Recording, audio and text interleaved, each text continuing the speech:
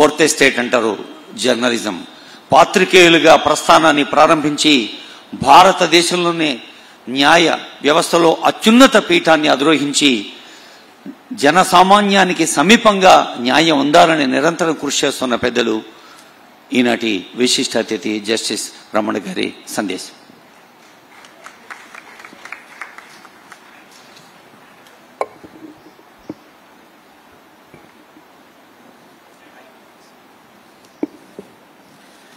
ఓం నమో నారాయణ, ఓం నమో వెంకటేశాయ. హరే కృష్ణ గోకుల క్షేత్ర కార్యక్రమంలో ఈరోజు అనంతశేషసేన విగ్రహ ప్రతిష్ఠ కోసం వచ్చినటువంటి గౌరవ ముఖ్యమంత్రి శ్రీ నారా చంద్రబాబు నాయుడు గారు, ఈ సంస్థ అధ్యక్షులు మధు పండిట్ దాస్ గారు, గురుచంద్ర దాస్ గారు, గౌరవ మంత్రివర్యులు నారాయణ గారు, సవిత గారు, లావు కృష్ణదేవరాయలు గారు, కనకమేళ్ల రవీంద్ర కుమార్ గారు, ఇతర అధికారులు, ప్రజాప్రతినిధులు, మీ అందరికీ కూడా స్వాగతం, నమస్కారం. ఈరోజు ఒక ఆధ్యాత్మికంగా నూతన అధ్యాయాన్ని మనం ప్రారంభించాం. ఈ ప్రపంచ అధునాతనమైనటువంటి అమరావతి నగరంలో ఒక సత్సంప్రదాయాన్ని స్థాపించి గొప్ప మనస్సుతోటి ఈ అద్భుతమైనటువంటి నగరాన్ని దేవుని ఆశీస్సులతోటి అతి త్వరలో నిర్మాణం పూర్తి కావాలనేటటువంటి సంకల్పంతో మనమంతా ఇవాళ ఇక్కడ ఈ కార్యక్రమానికి రావడం జరిగింది. మీకు తెలుసు, ఈ రోజుల్లో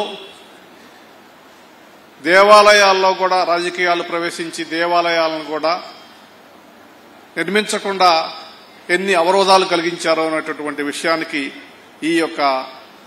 ఈ సంస్థ, ఈ యొక్క దేవాలయమే కారణం.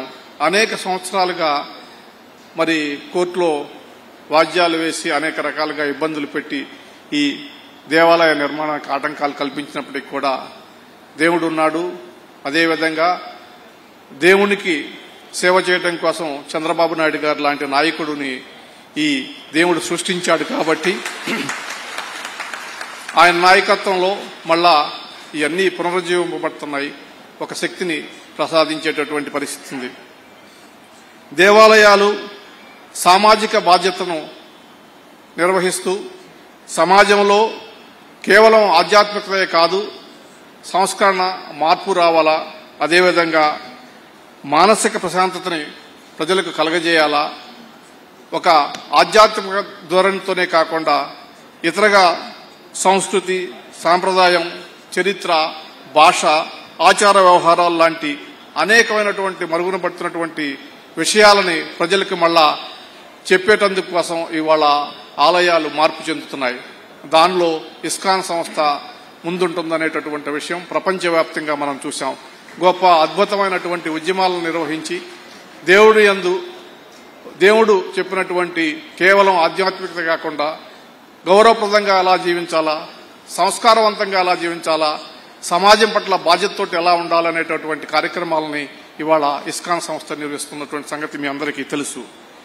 అక్షయ పాత్ర కావచ్చు, లేకపోతే యువతని అనేక కార్యక్రమాల ద్వారా చైతన్యపరచడం కావచ్చు, అధికారుల్లో బాధ్యతను క్రియేట్ చేయడం ద్వారా కావచ్చు. మరి ఈ సంస్థ నిర్వహించినటువంటి కార్యక్రమాలు అద్భుతం. అటువంటి సంస్థని ప్రోత్సహిస్తున్నటువంటి గౌరవ ముఖ్యమంత్రి గారికి, ఆంధ్రప్రదేశ్ ప్రభుత్వానికి ఈ సంస్థ తరపున కృతజ్ఞతలు తెలియజేసుకుంటున్నాను. ఇవాళ మరి రాబోయే రోజుల్లో మరి అన్నదానం అనేటటువంటి గొప్ప కార్యక్రమాన్ని ఆంధ్రప్రదేశ్ ప్రభుత్వం మరి నాయుడు గారి నాయకత్వంలో నిర్వహింపబడుతుంది. అక్షయ పాత్ర ద్వారా దాదాపు అనేక లక్షల మంది ప్రజలకి ఆహారాన్ని అందించబోతుంది. మరి ఇక్కడ మంగళగిరిలోనే అద్భుతమైనటువంటి ఒక అధునాతనమైనటువంటి 50,000 మందికి అన్నదానాన్ని తయారు చేయడం కోసం, అన్నప్రసాదాలు తయారు చేయడం కోసం ఒక క్యాంటీన్ నిర్మించడం జరిగింది. దానిలో రాబోయే రోజుల్లో 1,00,000 మందికి కూడా అన్న ప్రసాదాలను తయారు చేసే విధంగా అధునాతన రీతిలో ఒక యంత్ర సామాగ్రితోటి ఒక క్యాంటీన్ నిర్మించబడుతుంది. మరి దేశవ్యాప్తంగా దాదాపు ఆంధ్రప్రదేశ్ వ్యాప్తంగా 2.5 లక్షల పిల్లలకు మధ్యాహ్న భోజన పథకం ద్వారా ఆహారాన్ని అందించబడబోతుంది.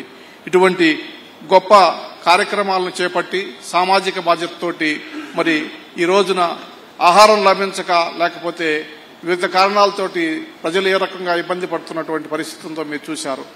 ఆ పరిస్థితి నుంచి వాళ్ళు బయటపడటానికి ఏ ప్రజలు కూడా ఎవడు కూడా ఆకలితోటి అర్ధాకలితోటి కానీ ఆకలితోటి కానీ అలమటించకూడదనేటటువంటి ఒక అద్భుతమైనటువంటి సందేశంతో ఈ సంస్థ పనిచేస్తుంది.